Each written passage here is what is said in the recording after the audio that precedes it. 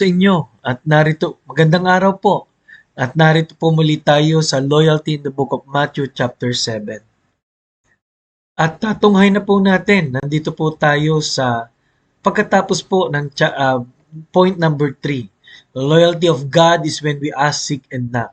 Ang pang-apat po is loyalty of God is when we are counted as sons and daughters. Ito po ay dati na natin na pag-aralan pero basahin natin sa panibagong pagkakataon.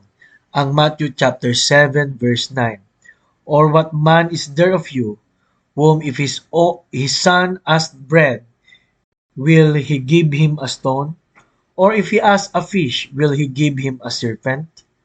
If you then, being evil, know how to give good gifts unto your children, how much more shall your Father which is in heaven give good things to them that ask Him? Alam niyo po, ang ganda po na sinabi rito, no? Muli, ipinaalala sa atin, gaano pa kaya ang inyo pong ama sa humihingi sa kanya?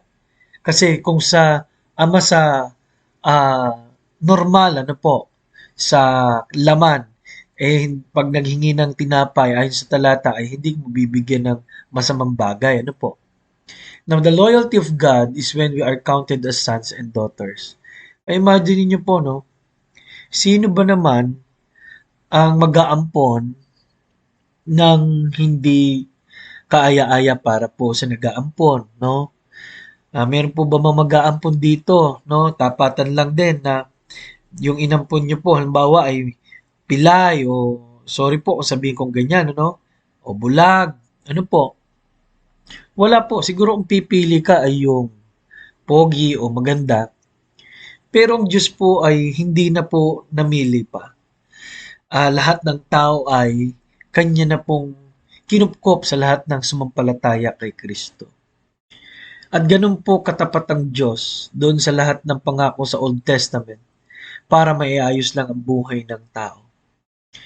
Pangalawa po, makikita natin dito na ang Diyos po ay wala pong sinisino, no? Oh. Kaya kung sa pagpapala, kung tayo nga iniligtas sa mga bagay na ano pa sa pagpapala. Pangatlo, ang katapatan po ng Diyos ay gano'n na lamang po. Bakit? Itinuring kang anak at itinuring kang hindi iba eh. Ano po? Ipinapakita po rito na naku po, kung merong uunahin ng Diyos at kung merong pong pakikinggan ng Diyos, ay bakit hindi ang kanyang mga anak? Ano po?